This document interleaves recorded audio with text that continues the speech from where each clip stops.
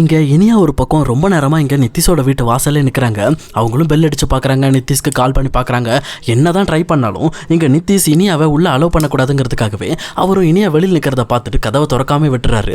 இனியா ஒரு லிமிட்டுக்கு மேலே இங்கே இருக்க வேண்டாம், நம்ம மறுபடியும் அம்மாவோட ரெஸ்டாரண்ட்டுக்கு போயிடலான்னு சொல்லிட்டு கொஞ்சம் மனசு வருத்தப்பட்டு அவங்க அம்மாவோட ரெஸ்டாரண்ட்டுக்கு போயிடுறாங்க. அங்கே போயிட்டு கொஞ்ச நேரம் பேசி இருந்துட்டு இன்னைக்கு ஒரு நாள் நம்ம வீட்டில் தங்கலாம்னு நினைக்கிறோமா, அதுக்காக தான் வந்தேன் அப்படின்ற மாதிரி சொல்லிட்டு அவங்க டேரெக்டாக பாக்கியோட வீட்டுக்கு போயிடுறாங்க. ஆனால் அப்போ கூட பாக்கியா, நீ முதல்ல நிதிஷ்க்கு கால் பண்ணி சொல்லிடு, இன்னைக்கு ஒரு நாள் நம்ம வீட்டில் தங்க போகிறேன்னு சொல்லிடு அப்படின்ற மாதிரி இன்ஃபார்ம் பண்ண சொல்கிறாங்க. ஆனால் இனியாவுமே நிதிஷ் தன்னோட கால் எடுக்காததுனால எப்படி நம்ம கால் பண்ணி சொன்னாலும் அவன் கேட்க போகிறது கிடையாது. இப்போ எதுக்கு நம்ம அவனுக்கு சொல்லணும் அப்படின்ற மாதிரி அவங்களும் பாக்கியோட வீட்டுக்கு கிளம்பி வந்துடுறாங்க. இங்கே வந்ததுக்கப்புறம் எல்லாரும் ஒன்றா சாப்பிடலான்னு சொல்லி எல்லாரும் டைனிங்கில் உட்காந்து சாப்பிட ஆரம்பிக்கிறாங்க. ஆனால் கோபி மட்டும் சாப்பிட வராமல் அங்கேயே உட்காந்துருக்காரு. இதை பார்த்துட்டு இருக்கிற பாக்கியாக்கு எதுவுமே பேசணும்னு தோணவே இல்லை. ஆனால் ஈஸ்வரிக்கு தான் பையன் மட்டும் தனியாக உட்காந்துட்டு இருக்கான், அவனும் இங்கே வந்தான்னா ஒன்றா சிரித்து சாப்பிடுவான்ல அப்படின்ற மாதிரி இங்கே பாக்கியா கிட்ட எக்ஸ்கியூஸ் கேட்டுட்டு இருக்காங்க. அப்போ இனியாவுமே கண்ணை காட்டுறாங்க. உடனே பாக்கியா சரி வர சொல்லுங்க, இங்கேயே சாப்பாடு கொடுத்துருவோம் அப்படின்னு சொல்லிட்டு கோபியும் சாப்பிட வர சொல்கிறாங்க. அதுக்கப்புறம் கோபின்னு சொல்லி அந்த ஃபேமிலியில் இருக்க மொத்த பேரும் ஒன்றா சிரித்து ஹாப்பியாக சாப்பிட்டுக்கிட்டு இருக்காங்க. இதை பார்த்துட்டு இருக்க பாக்கியாக்கு செம ஹாப்பியாக இருக்குது. தன்னோட குடும்பம் பழைய மாதிரி மாறி இருக்கிறத நினச்சி அவங்க ரொம்பவே சந்தோஷப்பட ஆரம்பிக்கிறாங்க. இது ஒரு பக்கம் இருக்க, இன்னொரு பக்கம் இங்கே சுதாகரோட வீட்டில் இனியாவை இன்னும் வரவே இல்லை அப்படின்னு சொல்லி தெரிஞ்சுக்கிட்டு அவங்க ஒரு பக்கம் தேட ஆரம்பிக்கிறாங்க. இதை பார்த்துட்டு இங்கே நிதிஷ் கிட்ட சுதாகர் கேட்குறாரு, டே இனியா அவனுக்கு கால் பண்ணாலா இல்லையா அப்படின்ற மாதிரி கேட்குறாங்க. அப்போ நிதிஷுமே இனியா கால் பண்ண விஷயத்த மறைச்சி இல்லை அவெல்லாம் எனக்கு கால் பண்ணவே இல்லை அப்படின்ற மாதிரி அந்த விஷயத்த மறைச்சிடுறாரு. இன்னொரு சைடு இங்கே சுதாகர் வேறு வழி இல்லாமல் சரி எதுக்கும் நம்ம கோபிக்கு கால் பண்ணி கேட்போம்னு சொல்லிட்டு அவர் ஒரு பக்கம் கோபிக்கு கால் பண்ணி இனியா வந்தாங்களா அப்படின்ற மாதிரி கேட்குறாங்க. அப்போ இதை கேட்ட கோபியுமே என்ன சம்மந்தி சொல்கிறீங்க, இனியா நம்ம வீட்டில் தான் இருக்கா, அவள் இங்கே வந்து சாப்பிட்டுட்டு இன்னைக்கு ஒரு நாள் இங்கே தூங்குறேன்னு சொன்னாலே, நான் கூட நிதிஷ்ட இன்ஃபார்ம் பண்ணிக்கிறேன்னு சொன்னால் அவள் இன்ஃபார்ம் பண்ண மறந்துட்டா போல இருக்கே அப்படின்ற மாதிரி இங்கே கோபி பதற ஆரம்பிக்கிறாங்க. உடனே சுதாகருமே ஒன்றும் பிரச்சனை இல்லை, நான் வேணா இப்போ நிதிஷ் அங்கே வர சொல்லட்டுமா அப்படின்ற மாதிரி கேட்குறாங்க. ஆனால் கோபி இருந்துக்கிட்டு இல்லை அவள் தூங்கிக்கிட்டு இருக்கா, நான் பார்த்துட்டு உங்களுக்கு நான் கூப்பிட்றேனே அப்படின்ற மாதிரி அவர் ஒரு பக்கம் இனியாவை பார்க்கறதுக்காக அவங்க ரூமுக்கு போகிறாங்க.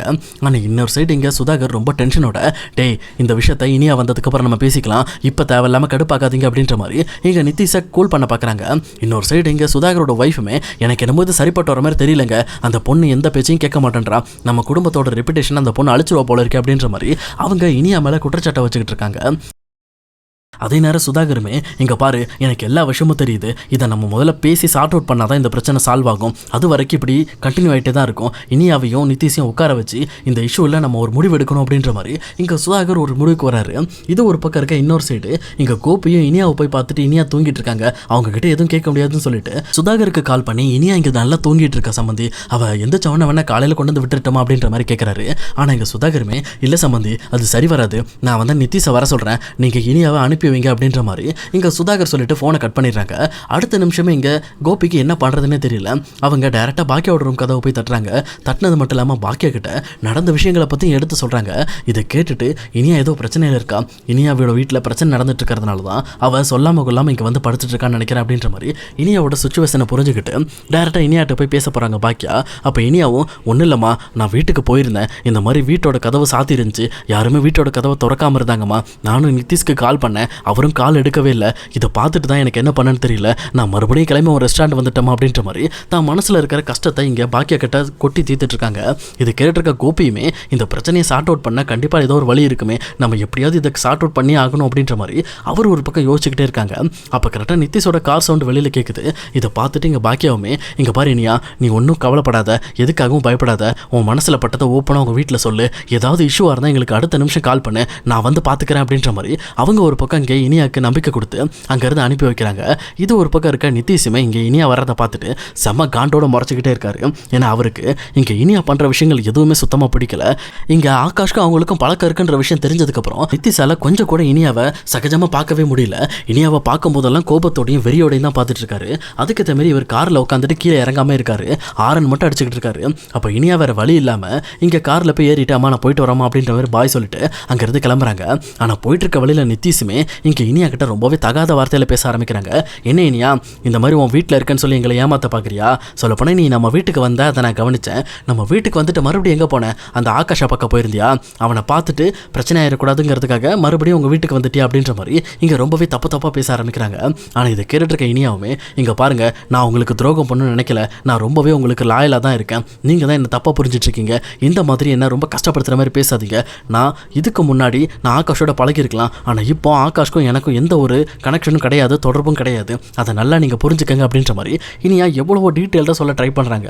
ஆனால் இங்கே நித்திஷ் சுத்தமாக அதை புரிஞ்சுக்காம அவருமே காரில் ட்ரக்ஸ் எடுக்க ஆரம்பிக்கிறாரு. இங்கே இனியாவுக்கு புதுசாக இருக்குது, இது என்னது, இவர் ட்ரிங்க்ஸ் பண்ண மாதிரி தெரியலையே, இவர் வேற ஏதோ ஒரு பொருள் எடுத்து யூஸ் பண்ணுறாரு அப்படின்ற மாதிரி இனியா சந்தேகத்தோடு பார்த்துட்டு இருக்காங்க. அதுக்கப்புறம் நித்திஷுமே இனியாவை வீட்டுக்கு கூட்டிகிட்டு போய் விட்டுறாங்க. இனியா வீட்டுக்குள்ளே வரும்போதே நித்திஷோட அம்மா இருந்துக்கிட்டு, என்ன இனியா பழக்கம் இது, வீட்டில் ஒரு ஆளுக்கு கால் பண்ணி இன்ஃபார்ம் பண்ணணும்னு உனக்கு தெரியாதா, உன் இஷ்டத்துக்கு உங்கள் அம்மா வீட்டுக்கு போயிட்டேன், நாங்கள் எங்கெல்லாம் போய் தேடி இருக்கோம் தெரியுமா, நித்திஷ் உனக்காக உன் ஆஃபீஸ்லாம் போய் தேடிட்டு வந்திருக்கான் அப்படின்ற மாதிரி இங்கே நித்திஷ் பட்ட கஷ்டத்தை பற்றி நித்திஷோட அம்மா சொல்லிட்டு இருக்காங்க. ஆனால் இதை கேட்ட இனியாவுமே, ஆண்டி நான் வீட்டுக்கு வரலன்னு உங்களுக்கு தெரியுமா, நான் வீட்டுக்கு வந்த ஆண்டி வந்து கிட்டத்தட்ட ஒரு 1/2 hour வெளியில் நின்று பெல் அடிச்சிருப்பேன், யாருமே வரல, நித்திஷ்க்கு கால் பண்ணேன், நித்திஷும் கால் எடுக்க மாட்டேன்ட்டாரு, நான் என்ன பண்ணுறது, அதுக்கப்புறம் இங்கே நிற்க முடியாமல் தான் எங்கள் அம்மாவோட ரெஸ்டாரண்ட்டுக்கு போனேன், அங்கே போயிட்டு சாப்பிட்டுட்டு அதுக்கப்புறம் மறுபடியும் வீட்டுக்கு போயிட்டேன் அப்படின்ற மாதிரி அந்த விஷயத்தை பற்றி சொல்லிக்கிட்டு இருக்காங்க. இதை கேட்டுட்டு இங்கே சுதாகருக்கு ஒன்றும் புரியல.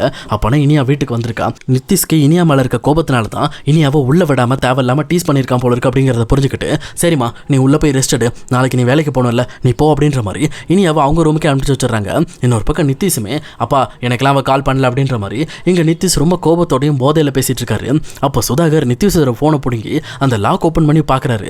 பார்த்தா இனியா கிட்டத்தட்ட ஒரு 6-7 டைம் மிஸ்ட் கால் விட்டுருக்காங்க.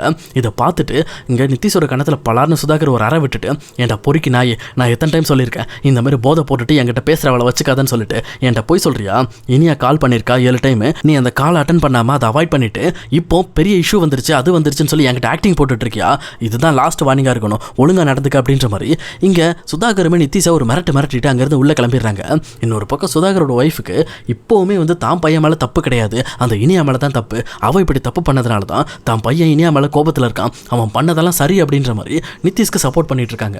அப்போ நித்திஷ் கன்னத்தில் கை வச்சுட்டு ரொம்ப டென்ஷனோட நின்றுட்டு இருக்கும்போது சுதாகர் ஒய்ஃபுமே, நித்திஷ் நீ கவலைப்படாத, நீ முதல்ல உனக்கு புரியிற மாதிரி முதல்ல உன் பொண்டாட்டிக்கு புரியவை, அவள் உன்னை தாண்டி எங்கேயும் வெளியில் போகக்கூடாது, நாளைக்கு வேலைக்கு கூட அவள் போகக்கூடாது, உன் பேச்சு கேட்டு அவள் அமைதியாக இருக்கிற மாதிரி நீ பண்ணு அப்படின்ற மாதிரி அவங்க கொஞ்சம் நித்திஷை ஏற்றி விட்டுறாங்க. நித்திஷ் போதை ஃபுல்லாக ஏற அவருமே அவங்க அம்மா சொன்னதை யோசிச்சு பார்த்துட்டு இங்கே டேரெக்டாக இனியாவோட ரூமுக்கு போகிறாங்க. போனது மட்டும் இல்லாமல் இங்கே இனியாவை போட்டு பயங்கரமாக பெல்ட்டால் வெளுன்னு வெளுக்க ஆரம்பிக்கிறாங்க. இனியாக்கு என்ன பேசுறதுன்னு தெரியல, எதுக்காக என்ன அடிக்கிறீங்க அப்படின்ற மாதிரி இனியா பேசுறதுக்கு கூட வாய்ப்பு கொடுக்காம அடிச்சு தள்ளிக்கிட்டே இருக்காரு. அதே நேரம் மேலே இனியா அலற சவுண்டு கீழே சுதாகர் ரூம் வரை கேட்குது. அப்போ சுதாகருமே ரொம்ப பதறி போயிட்டு அவர் இனியாவை பார்க்கறதுக்காக மேலே போகிறாங்க. அப்போ தான் தெரியுது இனியாவை போட்டு செம்ம டார்ச்சர் பண்ணியிருக்காருன்னு சொல்லிட்டு அதுக்கப்புறம் நித்திஷை பிடிச்சி கீழே தள்ளிட்டு இங்கே இனியாவை போய் பார்க்குறாரு. ஆனால் இனியாவும் வாங்கின அடியில் பயங்கரமாக மயக்கம் போட்டுறாங்க. இதை பார்த்த சுதாகருக்கு என்ன பண்ணுறதுனே தெரியல.